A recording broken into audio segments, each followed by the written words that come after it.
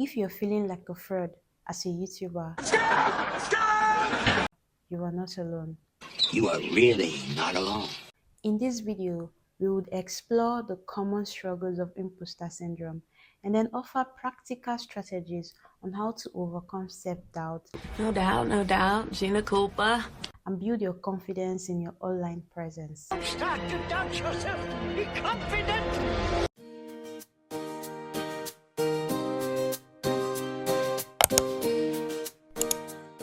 What is imposter syndrome? Simply put, people with imposter syndrome experience repeated thoughts or feelings of incompetence or not being good enough, despite evidence to prove the opposite. From my personal experience, there are 4 common symptoms of imposter syndrome: perfectionism, analysis paralysis, where you just overly analyze stuff and then you end up not doing what you're meant to do. Then the third one is people pleasing. Fourth one is procrastination. Which of these symptoms do you think you experience? Drop it in the comment section. I think I suffered from all 4 of them.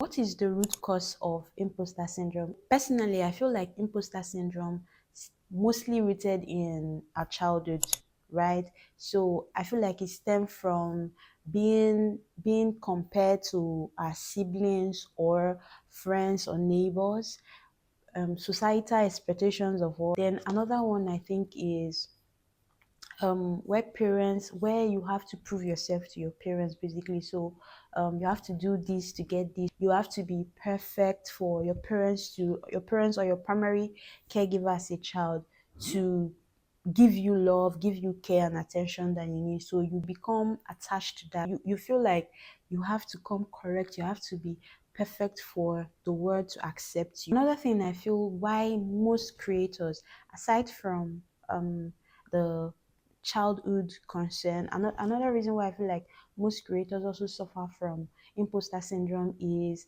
just social media. Social media has made, like, social media is gradually driving away authenticity. So when you're authentically you, when you decide to sit and maybe do a video without makeup or just be authentically you, show where, like, everything is aesthetic now. So if you seem like you are not aesthetic, then you're not aesthetically pleasing rather, then you are not like accepted. So that kind of like make people want to be perfect, aesthetic instead of authentic, and then allow your audience actually connect with you because of your authenticity.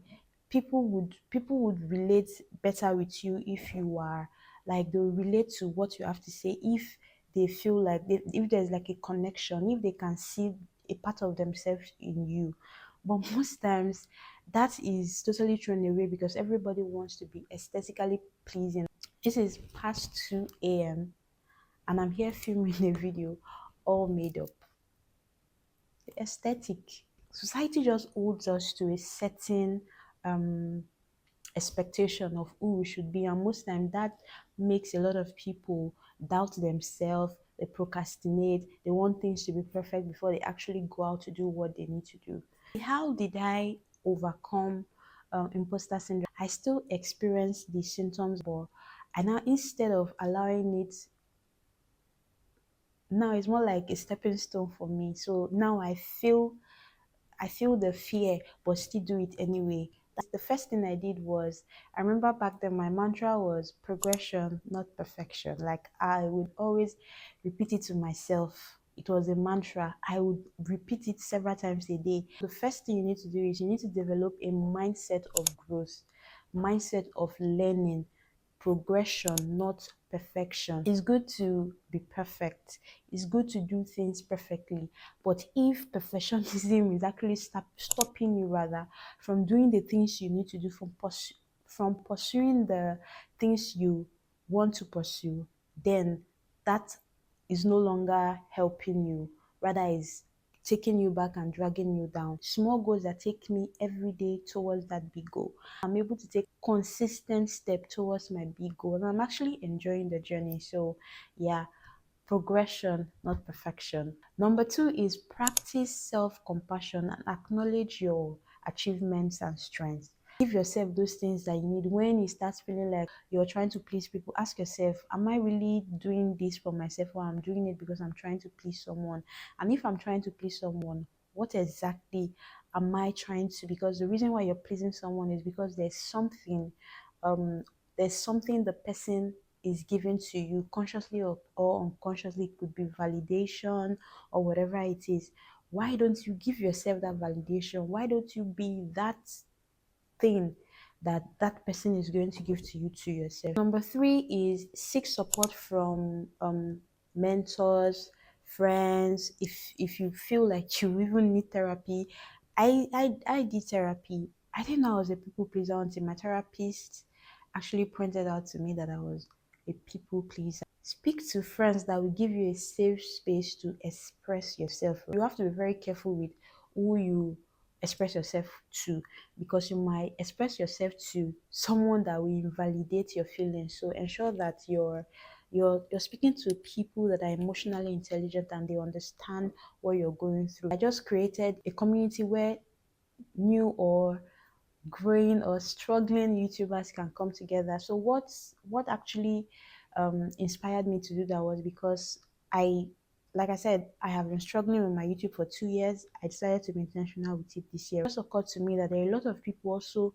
going through what I'm going through, and if I had reached out to communities or people or other creators for help like 2 or 1 year ago, it would have motivated me to want to actually grow my channel more instead of doing it myself and not really having the motivation to do it. Okay, what if we have like a community where we can all come together, like motivation, hold ourselves accountable? So you come up with an intention for your channel. For instance, my intention for the next 6 months is to aside growing my channel to 10K.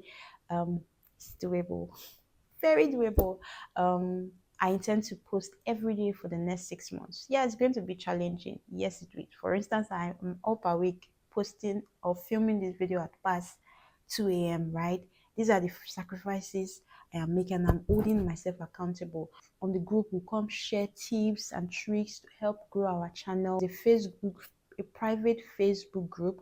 The world is gearing towards community. We were not created to be isolated. We were created to be in community. Life and society and religion and all that has separated us, right? So most people now are coming back to community. We grow faster when we are in community. Join this community. Even if you're here to start your YouTube channel, join the group and then we'll hold you accountable to ensure that every step of the way you do what you need to do as at when you need to do it. And then on the days that you're unable to do, we still hold you in compassion, right?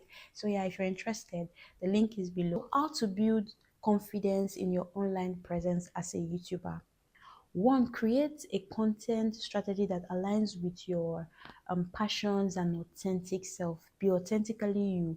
Don't do something because you feel like, okay, this is the trend. No, be authentically you. For me, the reason I chose to do YouTube was to, I love to help people. Like, helping people is my passion. Like, oh my gosh, I can already see the smile on my face. I love to help people, right? And I decided to, the reason I chose to do it was to help people through sharing my story.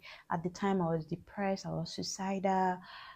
It's all, I was able to navigate my way out of it. Just wanted to share my story to help other people, right? Now I'm finding myself sharing more about YouTube, right? And it's okay. It's okay. It's still within my passion of helping people. So as I struggled with a lot as a budding YouTuber, if the mistakes I made along the way, if I could come share them and it will help one or two other creators from making exact same mistakes I made, then I feel fulfilled. So don't do things because it's the trend or because every other person is doing it.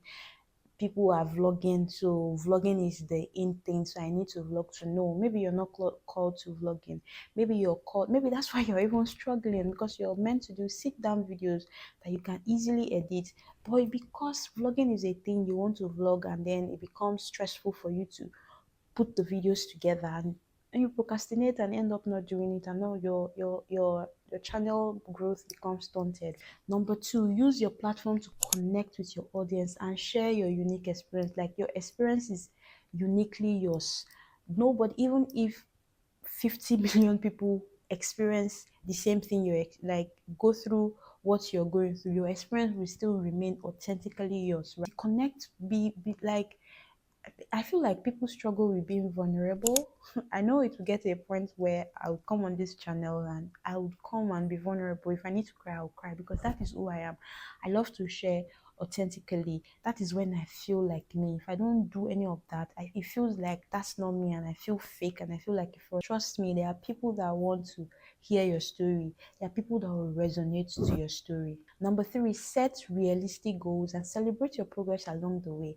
You know that if you set big goals, you cannot achieve them, but you might set a goal that is really big, that would now, at the end of the day, you will not be motivated to take step towards it. Instead, set realistic goals that you know that you can take practical action towards every day. Celebrate your progress along the way too. Embrace your inner creator, because even the big or successful YouTubers, they suffer from self-doubt as well. I was watching one of Ali, I'm not sure his second name, I'll put in. Sometimes if I'm really overthinking and struggling with analysis paralysis and all that kind of stuff, which I still suffer from even though I've been doing this shit for 7 years and made over 1,000 videos, sometimes if I'm like really struggling and it's just, things are just not coming out, I'll just launch straight into it. I'll say, He's a successful YouTuber, a New York bestseller, right?